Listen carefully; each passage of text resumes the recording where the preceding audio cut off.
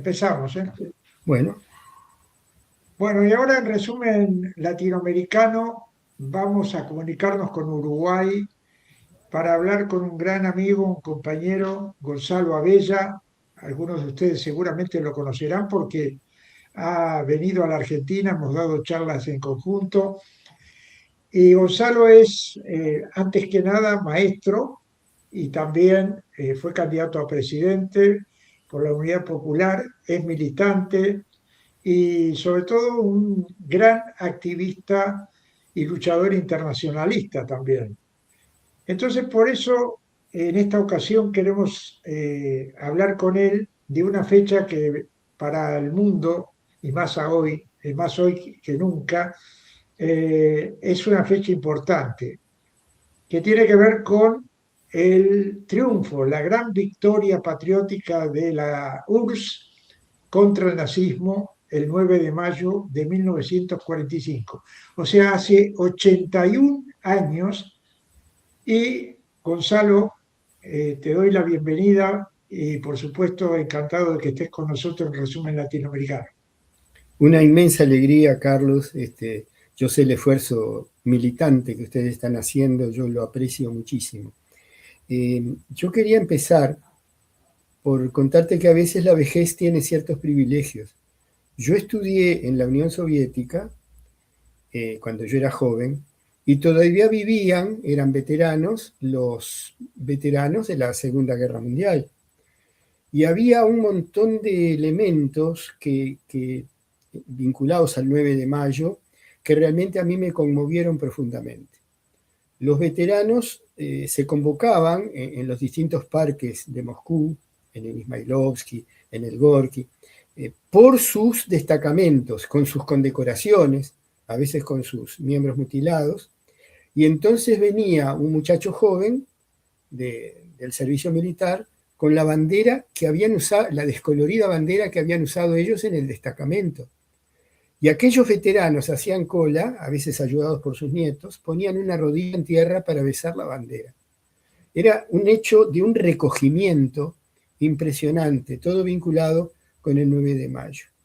El problema es que no se puede hablar del 9 de mayo sin entender la magnitud del dolor de la humanidad y el temor de la humanidad en aquellos años.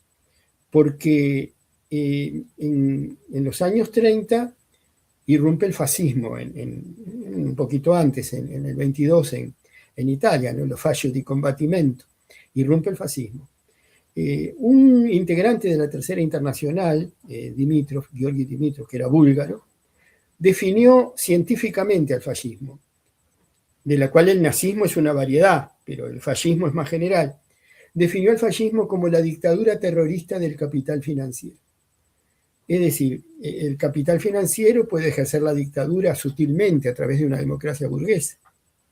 Como diría Engels, nos dan la libertad a los trabajadores de elegir libremente quién se va a burlar de nosotros los próximos 4 años. Pero hay veces que irrumpe la forma más brutal de la dictadura capitalista, que es el fascismo. Y frente a esa definición, surgen en Europa, sobre todo, los frentes antifascistas y los frentes populares. Era bastante difícil para muchos comunistas, porque acusaban a los socialistas de haber matado a Rosa Luxemburgo.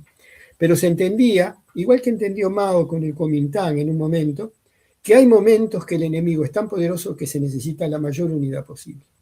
Sin embargo, a pesar de todos los esfuerzos, la Unión Soviética quedó bastante sola.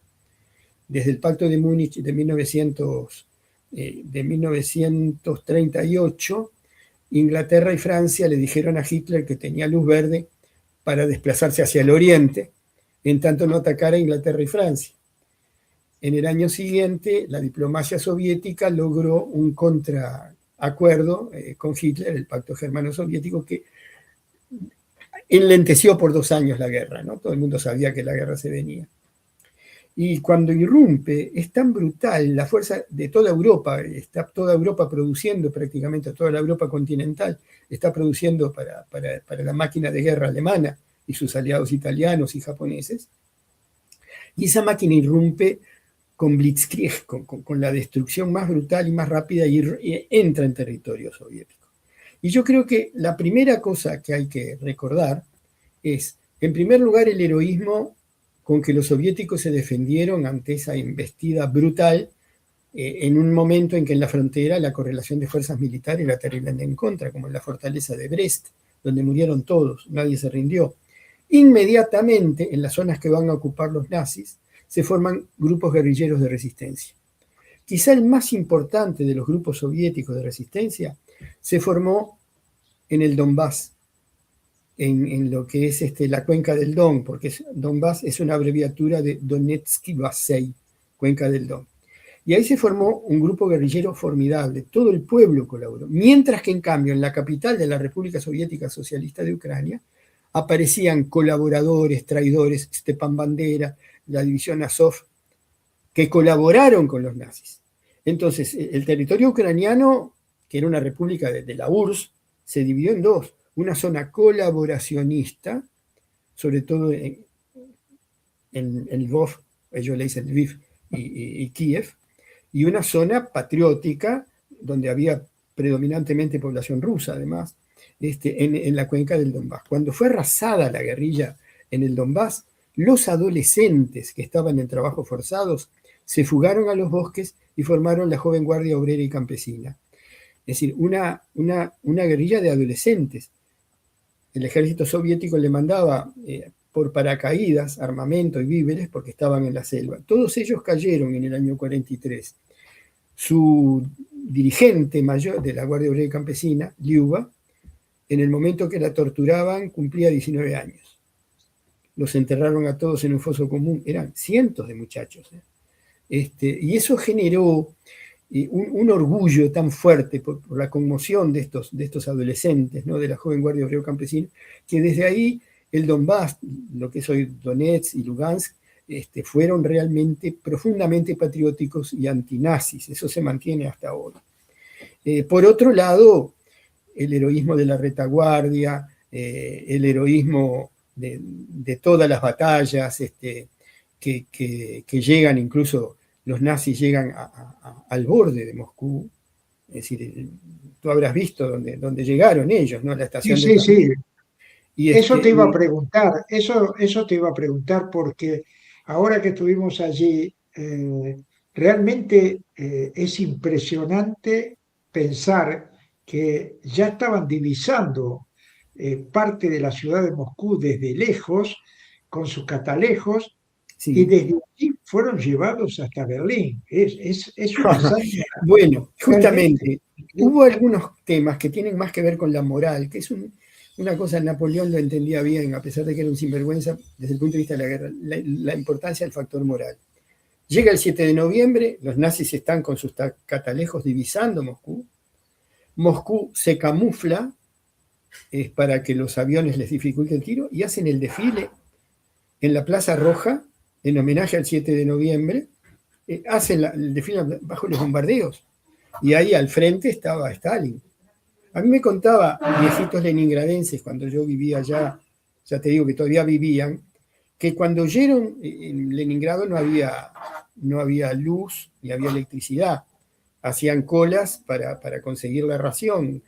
De la resistencia en Leningrado, que era pan con acerrín, era la ración de la resistencia. Y estaban túmulos donde en el invierno del 42 estaba bloqueado Leningrado, se acumulaban todos los muertos que no había fuerza para enterrar. Después, bueno, se hizo con explosivos un enorme, cuando llegó la primavera, un enorme foso, y hay 500.000 de leningradenses, hombres, mujeres y niños enterrados ahí. Entonces, el heroísmo que vos habrás visto, sí, seguramente, en Moscú lo que significa la tumba del soldado desconocido, Sí, que dice en sí, sí. ruso, tu nombre no se recuerda, tu hazaña no se olvidará jamás. Y tenemos que hablar también de la gente de inteligencia, porque hubo soviéticos que se metieron en la boca del lobo para informar. El caso de Sorge, que se metió, hizo carrera en Alemania y era agente soviético, y terminó en la embajada de Japón, y fue uno de los que logró que Japón con una actitud racista deliberada, que Japón no se sumara a Alemania para que la Unión Soviética no fuera tomada por los dos extremos. Y Japón decía, no, si son tan racistas los alemanes, yo me dedico a pelear con Estados Unidos, que tiene ocupación acá en Pearl Harbor y en Asia. Los japoneses descubrieron a Sorge en 1943 y lo fusilaron. Y Hitler montó en cólera, porque seguía creyendo que era un error, que Sorge era un agente alemán, diplomático. Y después otros agentes como Rudolf Abel, que se metió en el corazón de Estados Unidos y participó en la formación de la CIA. Y se deschavó todo recién en 1980, cuando los soviéticos derribaron a Powers, aquel piloto espía que se catapultó y cayó vivo, lo canjearon por Rudolf Abel, que se estaba pudriendo en las prisiones norteamericanas. Pero el espionaje, la inteligencia, la devoción de los adolescentes en la guerrilla, el sacrificio de la retaguardia, sin eso no se puede entender lo que significó y todo. Hay una canción, el Día de la Victoria, que en la traducción sería así: este día de victoria huele a pólvora, tiene canas en la sien, porque los muchachos, sorprendentemente, que el día en que empezó la guerra habían terminado muchos de ellos el preuniversitario, y de la fiesta de recepción salieron para el cuartel, volvieron canosos. Y la canción dice en una parte: hola mamá, no volvimos todos, no, quiero corretear por el Prado, media Europa recorrí para llegar a este día. Entonces hay toda una cosa de emoción vinculada al 9 de mayo, que para los rusos y para los demás pueblos que vivieron esa tragedia, fueron los soviéticos los que encontraron el primer campo de exterminio. Contaban los soldados soviéticos que estaban acostumbrados al hedor de la guerra, que es espantoso. Yo alguna vez lo viví en Centroamérica, el hedor de la guerra, que se te mete en la ropa, que bendecís un cigarro rubio para no oler, pero que el hedor, cuando se acercaban al campo de exterminio, de carne quemada, no lo podían creer por su dimensión. Era una cosa impresionante encontrar aquellos esqueletos en Mameluco. Después. Entonces, el 9 de mayo es el final de todo un proceso impresionante de la Segunda Guerra Mundial, donde termina con la victoria soviética y con el susto de Estados Unidos, que decide entonces, para advertir a la Unión Soviética que no siga avanzando, de tirar 2 bombas atómicas sobre la población civil de Japón. No sobre la estructura militar de Japón, porque el emperador ya iba a poner todo eso al servicio de Estados Unidos. No contra la estructura militar, sino contra la población civil de 2 ciudades, para demostrar la capacidad de barbarie contra la población civil, contra los niños y las mujeres, que caracteriza al capitalismo en todos sus momentos. Vos sabés, Gonzalo, que en este viaje que hicimos ahora a Moscú, hablamos con muchos jóvenes que, les preguntábamos qué sabían ellos o qué recordaban ellos de que le contaron sus padres o sus abuelos, y notamos un fuerte fervor patriótico en los Sí. jóvenes, cosa que no me pasó hace 41 años cuando estuve para el Festival de la Juventud. Estaba Gorbachov, empezaba a estar Gorbachov y ya las cosas eran distintas, pero ahora el resurgir de las cenizas de lo que fue el gobierno de Gorbachev, Yeltsin y compañía, los soldados vendiendo algunos de ellos sus uniformes en el rastro de Moscú, y el resurgir que se produjo con la llegada de Putin Sí. es realmente muy importante. Y los jóvenes lo sienten eso, tanto que incluso hemos visto muchas camisetas de Stalin en jóvenes, Sí. una reivindicación de Stalin bastante grande, ¿eh? Claro, es más, yo te diría que Putin se siente más cerca de Stalin que de Lenin, porque Lenin planteó de una manera muy teórica lo de autodeterminación de los pueblos. Stalin, que trabajaba sobre el concepto de nacionalidades y el derecho de las nacionalidades, hay que recordar que Stalin creó, por propuesta suya, un parlamento bicameral en los años 30, donde existía una cámara que era el Soviet de la Unión y el otro el Soviet de las Nacionalidades. Y en función de las estadísticas del censo, se establecía el derecho de cada minoría nacional, asiática o europea, a tener sus diputados en el Soviet de las Nacionalidades. Entonces, esa integración que la tiene hoy Rusia, que es un Estado absolutamente plurinacional, Stalin fue un forjador bien interesante de eso. Y hay, yo sé que tú leíste un librito chico que yo hice sobre Stalin, que lo hice con mucha prudencia en un momento en que Stalin era casi mala palabra. Hay dos poemas que a mí me conmueven mucho que tienen que ver con la guerra. Uno de Pablo Neruda y el otro de Nicolás Guillén. Pablo Neruda canta a la resistencia, una de las resistencias más heroicas, que fue en un pueblo sobre el Volga, Volgogrado, que sus habitantes habían decidido llamarle Stalingrado.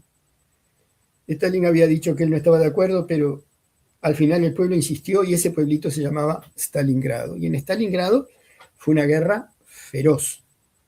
Y si me permitís citar un momento del poema de Neruda sobre Stalingrado, porque me parece que crea el clima afectivo con que hay que recorrer estos temas.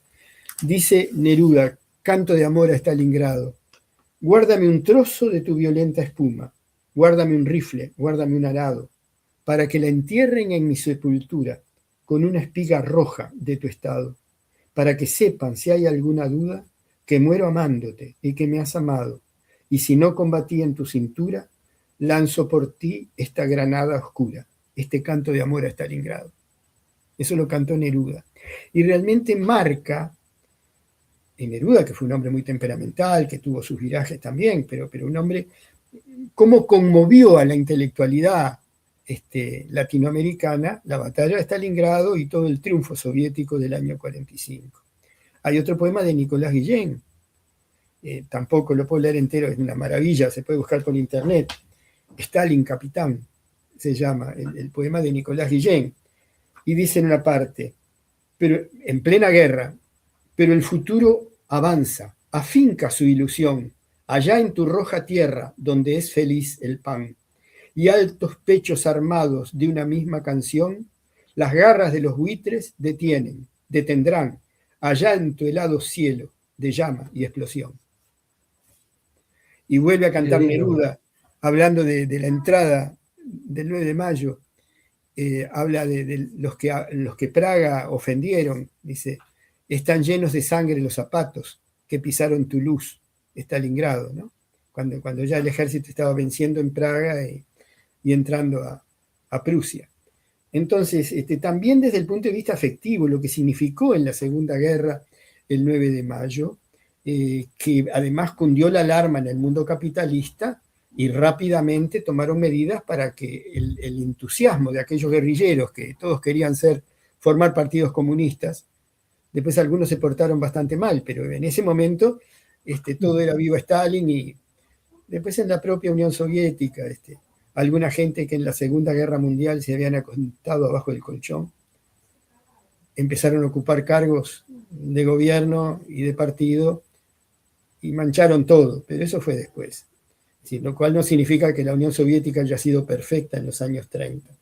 Pero cuando uno recordaba con estos viejitos los años 30 y los años 40, lloraban de emoción, recordando cómo habían construido un Estado. Hay una novela soviética de la época donde el protagonista dice, qué extraño, no puedo disociar ningún evento de mi vida al correspondiente año del plan quinquenal. Qué interesante. Entonces, yo qué sé, fíjate que en el año 44, con una enorme inteligencia, se preparaba la batalla de tanques más grande de toda la historia. Y los soviéticos lograron engañar a la aviación nazi, llevando en ferrocarril carcasas de tanques destruidos a otro lugar para aislar Kursk y lograr, según las leyes de la guerra, en la correlación de fuerza favorable por sorpresa, en el teatro principal de operaciones, en la saliente de Kursk. Fue una batalla aplastante y abre el camino al 9 de mayo. Hay tanta cosa que uno asocia con todos estos años. los movimientos guerrilleros en Europa Oriental y en Europa Occidental, ¿no? Cómo después todo eso se echó a perder, es increíble, ¿no? Yo no puedo creer que en países como Checoslovaquia, como el país checo, haya la ignorancia histórica. Yo estuve en Praga en el año 2014 y la guía que me llegó por Praga no me mostró, pero por suerte yo todavía leo ruso, todavía la vejez no me ha borrado eso, y hay un monolito en un rincón de la plaza de Carlos, hay un monolito que dice, hay una estrella y en checo y en ruso, yo checo no sé hablar, dice, en este lugar el ejército rojo vencedor se abrazó con la guerrilla checa. En este lugar terminó la guerra. Pero Checoslovaquia ya estaba liberada por los guerrilleros. Y ojo, Ya. en Checoslovaquia Hitler mandó a su número uno, a Heydrich. Y cuando la guerrilla checa mató a Heydrich, la venganza fue agarrar una aldea entera y matar a los niños, a las embarazadas, a los ancianos, a todos. ¿Qué precio pagó la guerrilla? Pero a partir de ahí, el pueblo checo y el pueblo eslovaco, más quizá el eslovaco que el checo, se unieron en el odio al opresor y liberaron Praga antes que llegaran los rusos. Bueno, Entonces, todos esos hechos de heroísmo y de traición, de abyecta traición, hay una novela soviética que es con algunos nombres cambiados, pero es real, de un agente soviético que se infiltró en la SS y que dice que algunos dirigentes nazis en los últimos días de la guerra ya llevaban el dinero para Suiza y decían, esta generación que ahora tiene 5 años, alemana, nos va a odiar porque recuerda el hambre, el racionamiento, pero llegará una nueva generación en la que vamos a ser leyenda y el fascismo volverá a triunfar. Y yo siempre cuando vi eso me acordé en un museo soviético sobre la Segunda Guerra, creo que en Moscú, que estaba la frase de Bertolt Brecht. Porque venían pioneritos a ver, niñitos escolares de la época, a ver el museo donde había cosas atroces. Y yo pensé como maestro, no está bien mostrarle a estos chiquilines todo esto. Sin embargo, al salir, estaba en ruso la frase de Bertolt Brecht. No está muerta la entraña que parió al monstruo. Sí sería importante. estuvimos, estuvimos en ese museo y estaban los niños también, van los colegios del interior. El Claro, museo es realmente, es un canto a la memoria, ¿verdad?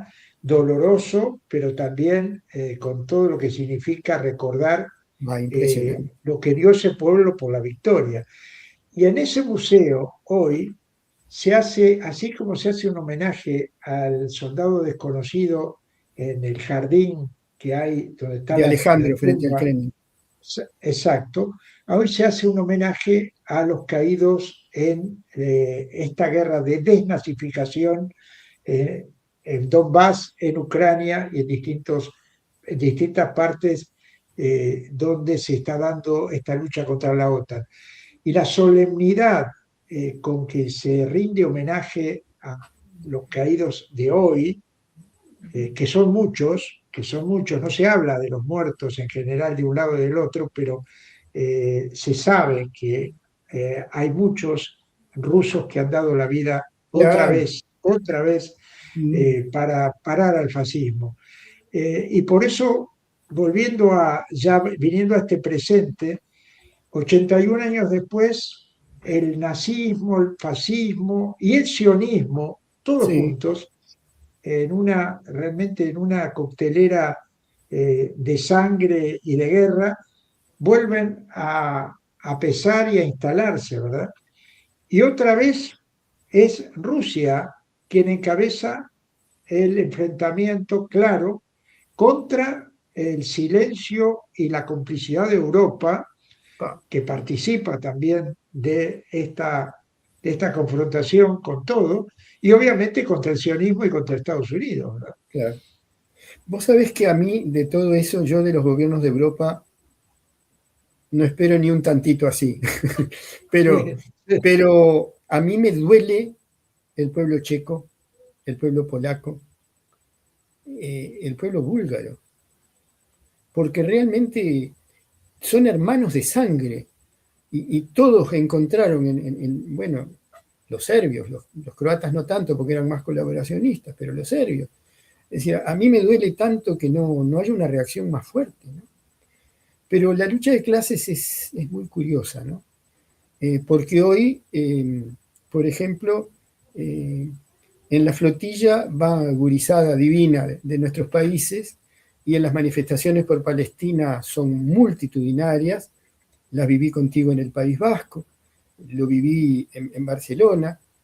Si una cosa que me hizo amar al País Vasco contigo y con María fue saber que tienen más odio a la monarquía española que yo, lo que es decir.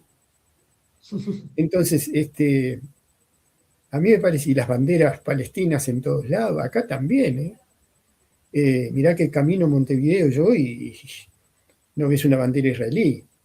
Ahora, en el diario El País, el diario de mayor circulación, hay un artículo que dice, en inglés y en español, salve a Israel, done a la fundación no sé cuánto para ayudar a los pobres israelíes que están sufriendo. Pero en la calle y en el corazón de la gente es Palestina, es Palestina. Y yo No creo en que el eso... corazón de, no en el corazón de Orsi, el Ah, presidente, no, seguramente. no. Es que el gobierno de Uruguay es monstruoso la entrega que hace. Son simples gerentes de las transnacionales extranjeras que tienen nuestras riquezas. Claro, yo pienso, por ejemplo, en Cuba acosada. A Cuba le sirve más el gobierno de Orsi que un gobierno de la extrema de Milei. Claro. Pero realmente, desde el punto de vista de la política interior y de las alianzas internacionales, son agentes del imperio y del sionismo. Es una cosa, lo que pasa es que ante una base que fue de izquierda, le reclama, no puede ser tan descarado como Milei. Pero es lo mismo, es la misma cosa. Ahora, yo te digo, el tema de Irán, por ejemplo, me decía un vendedor de banderas el 18 de julio en la avenida principal de Montevideo, me están comprando banderas de Irán. Tengo que mandar otra vez a la fábrica a pedir, me están pidiendo banderas, porque ahora era Palestina, pero me están pidiendo banderas de Irán. Y una cosa, con tanta humildad, los que somos de origen marxista y somos marxistas, tenemos que entender que los movimientos de liberación nacional tienen que ver con la religiosidad popular de cada pueblo. Cuando Vietnam estaba en lucha, en alianza con Laos y Kampuchea, después Kampuchea se desvió un poquito, pero en Laos, la guerrilla la dirigía un príncipe. Los marxistas dirigían en Vietnam, pero su aliado era un príncipe. Y no supimos entender todavía el fenómeno de la religiosidad popular. Yo, por ejemplo, leo el Corán, leo todo lo religioso, ¿no? Y me doy cuenta cuando el Corán dice los infieles irán al infierno, que hay dos lecturas de infieles. Una lectura, la que puede hacer Irán, el infiel es el enemigo que persigue al creyente. Y otra, la que puede hacer los talibanes, e infieles son todos los que no somos nosotros. O sea, la religiosidad tiene distintas lecturas, aún el mismo texto puede tener distintas lecturas. El Corán es clarísimo, eso, la Biblia ni que hablar. Yo siempre digo que a veces no entendemos cuando vimos tanto guerrillero en Centroamérica, cuando yo me tocó estar ahí con un crucifijo en el pecho, porque no era solo Camilo Torres, yo te diría que la mayoría de los guerrilleros de Centroamérica eran marxistas en el análisis económico, pero católicos en el fondo. Y Sí, yo sí. decía, bueno, en última instancia, en la última cena, cuando Jesús ya sabe que está sentenciado por el poder, reparte el pan y dice, esta es mi carne. Porque antes entrará un rico en el rey, en un camello por el ojo de una aguja que un camello por el ojo de una aguja que un rico en el reino de los cielos. Entonces, ¿qué mensaje podemos leer, podemos interpretar de la religiosidad popular para acompañarla, no para disfrazarnos, para acompañar y comprender a nuestros hermanos de clase? Gonzalo, ya llegamos al final del programa. Fue un gusto tenerte. Ha estado realmente una clase magistral sobre lo que fue y es el 9 de mayo. Sí. Y cierro con esto.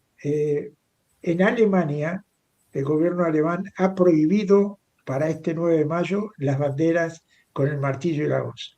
Siguen queriendo ganar la guerra en Hollywood con los yanquis, Sí, que pelearon contra los nazis como se la cuentan en las películas, ¿verdad? ajá. Bueno, Bueno, pero te como mando un dicen, abrazo enorme y un gustazo haberte tenido en el programa y por supuesto seguimos en contacto. Ojalá nos podamos ver pronto. muchos cariños a tu familia y a tu gente y a todos los compañeros que están a pie de lucha. Estamos con el corazón en lo que queda de la flotilla, a ver qué va a pasar. Y por Exacto, supuesto con el corazón en Teherán, que no conocemos, pero nos encantaría conocer, y en esa Palestina entrañable. Un abrazo y vuelo, y atentos por Cuba, ¿no? por Así que un abrazo supuesto. grande. Un abrazo grande. Chao.